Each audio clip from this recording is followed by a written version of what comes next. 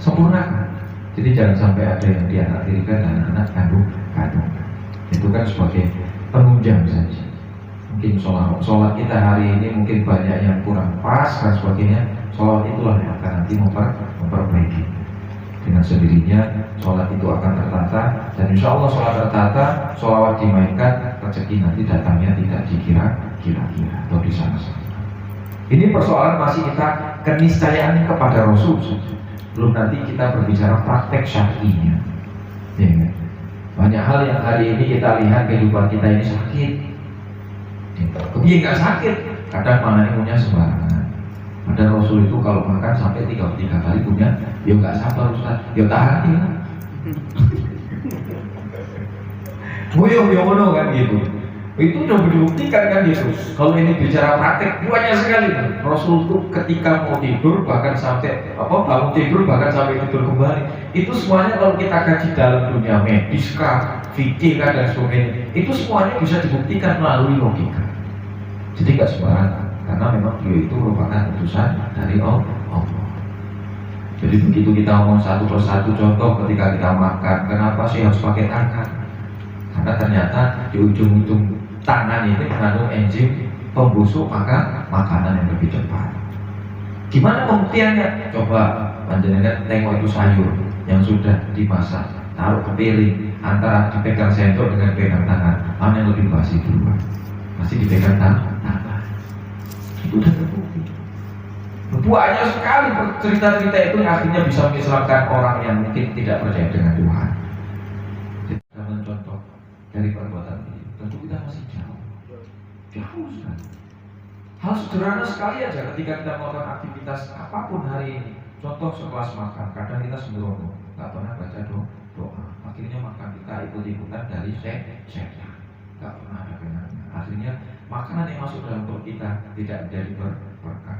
Kalau mau sholat itu ngantuan, males dan sebagainya. Itu tadi faktor dari makan. Belum lagi ketika mencari rezeki, halal haram nggak pernah kita pikirkan, hajar terus.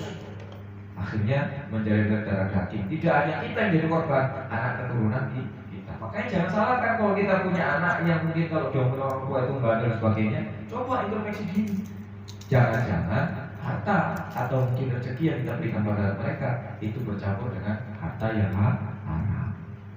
Hati-hati. Ini penting buat kita semuanya untuk mencapai yang namanya kehidupan keluarga yang sakinah mawaddah warahmah. Gak cukup hanya doa saja, tapi juga usaha. Itu tadi. Sebelum kita mencapai puncaknya, kita wajib ikhtiar. Kalau sudah ikhtiar, serahkan semuanya kepada Allah. Gak usah pikirkan, karena Allah sudah mengatur. Wis mulai repot, itu kata Rasul. Ya kan? Kalau sudah seperti itu, wis serahkan sama Allah. Ikhtiar. Tuturan eskoyen, ikhtiar. Ya kan? Laku nggak laku, yang penting ikhtiar. Diberikan Allah rezeki sedikit, syukuri. Lain syakartum la azidannakum, walain kafartum inna azabi lasyadid. Insyaallah, kalau memang kita syukuri rezeki tadi, Allah akan tambahkan nikmat rezeki itu. Tidak hanya sekedar materi, bisa jadi kesehatan. Banyak sekali kita rezeki yang kemarin kita bahas. Nah, itu seputar masalah Rasul. Selanjutnya, hari ini kita belajar roti buladan, kita ngaji dan sebagainya. Masuk lagi kontroversi.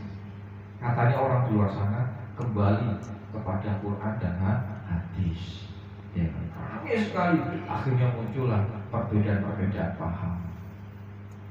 Ini nggak ada zaman Rasul itu roti buladan. Ini tahlilan nggak ada masa Rasul. Ini ziarah kubur macam. Ya, kan? Jadi versi-versi ini semuanya akan terus kita dengarkan sampai akhir zaman. Persoalannya, hari ini kita hidup pada zaman Rasul atau bukan? Terlambat hidupnya. Kan kita hari ini nggak hidup pada masa Rasul. Tentunya yang kita ambil kiblatnya adalah para ulama. Muncullah titohnya Nabi, al-ulama warasatul anbiya. Sudah jelas di situ. Ulama itu adalah pewarisnya para nabi. Jadi jangan dibantah. Kalau kita belajar hari ini langsung pada Rasul melalui mimpi, nggak sanggup. Kalau tadi ada perkataan Ustaz Ismail, ada mungkin seseorang bermimpi Rasul, kemudian diberikan ijazah, berubah menamakan zikir jalan. Bagus. Cuma kalau kita nggak gurukan, sesat. Kalau kayak gini ceritanya, oh tadi malam saya mengerti Rasul, bagus. Bisa jadi itu menjadi wasilah dia akan menjadi wali. Tapi kalau ini nggak digurukan, bahaya.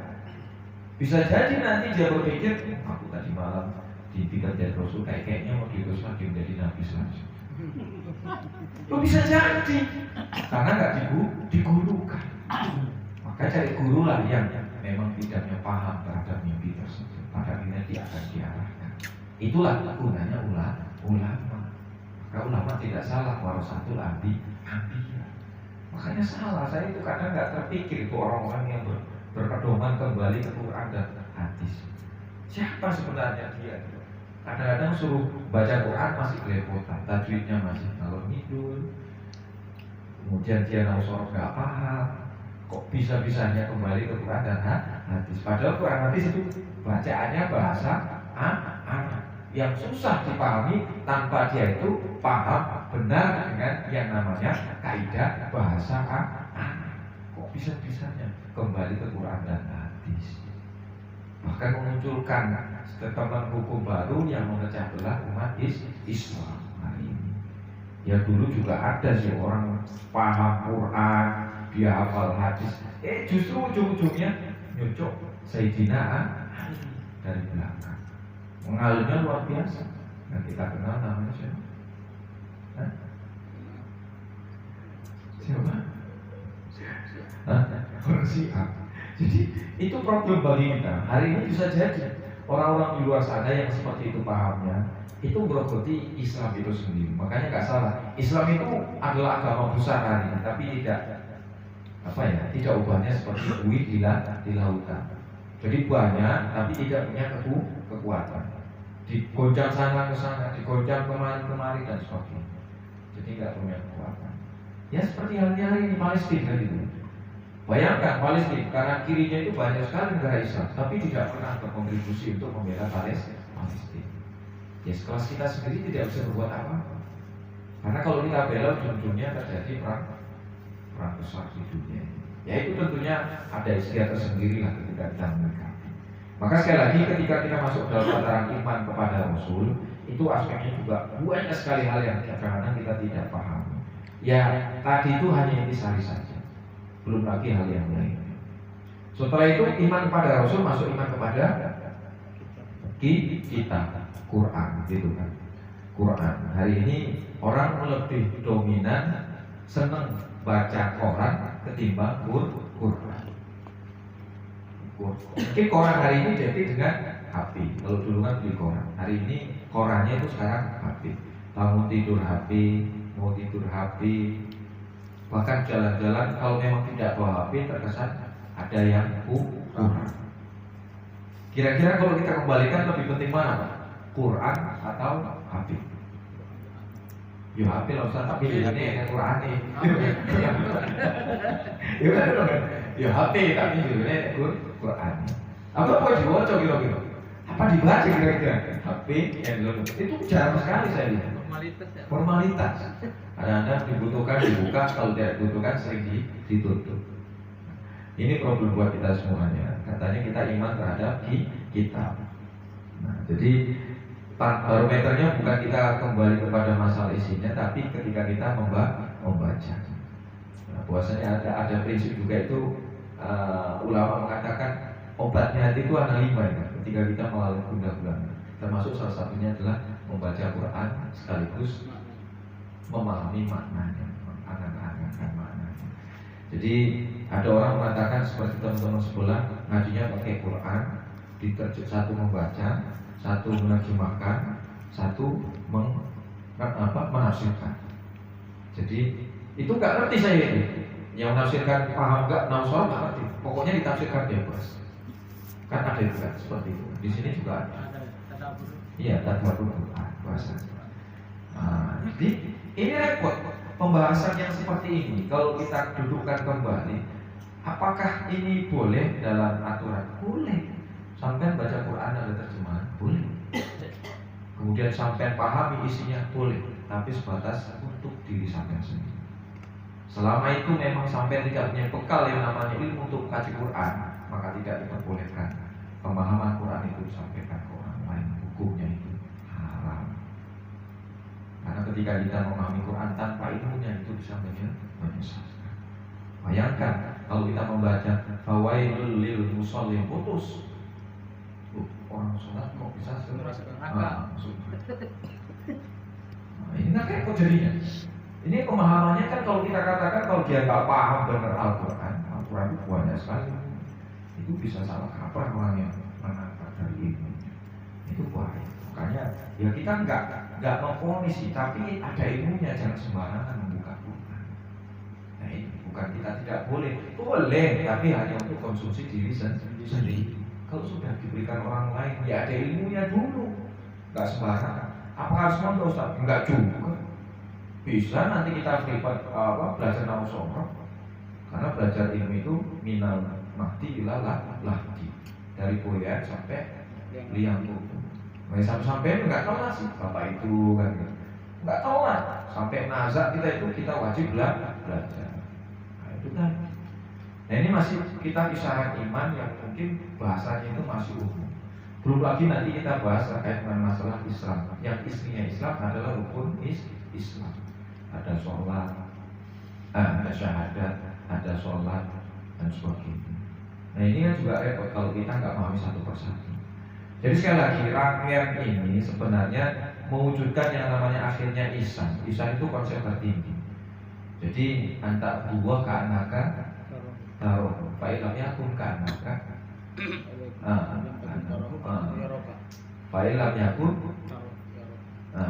Jadi kalau seandainya kita beribadah kepada Allah, kalau kita tidak sanggup kita itu mewujudkan Allah di hadapan kita, maka ketika kita beribadah tersebut seolah-olah Allah itu mengawasi diri kita. Ibadah itu banyak Pak. Sampai kerja itu sampai harus berusaha niatkan diri kerja itu hanya lillah. Jadi begitu keluar rumah, niatkan bahwasanya kerjanya sampai itu memberikan nafkah kepada keluarga, dan itu merupakan suatu kewajiban seorang suami. Kalau sudah itu diniatkan, bismillah, insya Allah nanti rezekinya barokah. Ketika dia itu di perjalanan mati, insya Allah matinya juga syahid atau syuhada. Jangan begitu apapun aktivitas kita tidak diawali dengan niat. Nah itu repot. Ya ini yang jadi kunci kita untuk mendapatkan berkah itu. Apapun aktivitas kita. Nah termasuk ketika kita melaksanakan ibadah yang mungkin sepele, sedekah. Gimana supaya tidak menimbulkan yang namanya pamer, riya dan sebagainya? Ya ketika kita nyemplungkan uang ke kota itu seolah-olah Allah melihat di kita.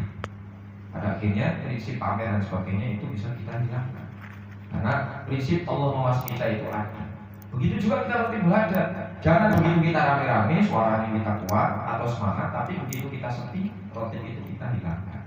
Atau sama sekali nggak pernah kita amalkan. Rajin roti panal Prabu, tapi begitu di rumah tidak pernah rutikan. Berarti keniscayaan kita muhasabah dalam ihsan tadi belum kita temukan. Jadi kuncinya apa ihsan itu? Ketika orang itu sudah merasa candu, bodoh ketika saya merokok.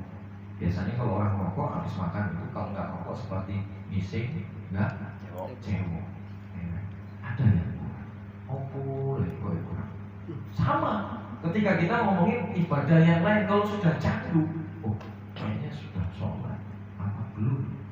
Ini waktunya sholat dan sholat. Kalau nggak sholat, kayaknya ada yang kurang. Itu namanya candu. Kalau sudah candu itu di dalam diri kita, insya Allah ihsan itulah sudah kita dapatkan. Tapi kalau itu belum dapatkan, berarti panjenengan bapak sekalian belum sampai ke tingkatan ihsan. Inilah ciri atau mungkin kita katakan bagaimana khasnya ketika orang itu beribadah dengan melibatkan tiga unsur tadi, ihsan, Islam, dan puncaknya ke ihsan. Isi itu. Nah, dalam persoalan ini memang Rasul itu langsung ditatar oleh malaikat Jibril. Jadi nggak tanggung-tanggung, malaikat Jibril sendiri yang melatih Rasul mempertanyakan apa itu iman, Islam, dan puncaknya ihsan. Itu ketika Rasul itu kumpul sama saudara sama sahabat-sahabatnya, datang sosok manusia, malaikat menjelma seperti manusia. Begitu nyampe ke gerombolan, terus lututnya itu langsung disenggolkan. Duk. Yang lainnya seperti Umar langsung mau buka pedang. Ini siapa? Tiba-tiba datang kok langsung lutut ketemu lutut langsung dipersentuhkan pada Rasul. Ini nggak tahu dia dihadapinya Rasul. Kemudian Rasul udah tahu syarat ini Jibril. Tunggu dulu, biarkan. Kemudian Rasul bertanya, mahwal iman, mahwal Islam, mahwal Islam. Begitu selesai, kalian tahu nggak siapa yang datang tadi? Itulah malaikat Jibril. Langsung diajari sing jenenge iman, Islam dan ihsan tadi. Tinggal prakteknya hari ini. Tidak bisa kita praktekkan tanpa ada ulama ilmu kita. Tentu hari ini hal tersebut wajib kita guru-gurukan. Buka sampai Quran itu sampai hatam, hadis sampai hafal 1000 kali, 1000 hadis kalau nggak sampai gurukan, nggak akan dapat yang namanya hakikat iman, Islam dan ihsan. Oleh sebab itu, monggo mari kita terus bersemangat untuk mengkaji diri kita masing-masing agar senantiasa kita mendapatkan satu paket dalam diri kita, baik itu iman, Islam dan ihsan. Dan kita sama-sama berharap dan terus berdoa semoga ke depan kita diberikan Allah senantiasa istiqomah dan pada akhirnya kita selamat tidak hanya sekedar di dunia, insya Allah kelak kita juga bisa selamat di akhirat. Melebusuko barang-barang. Mungkin saja yang dapat sampaikan. Barangkali ada yang bertanyakan, monggo dipersilakan.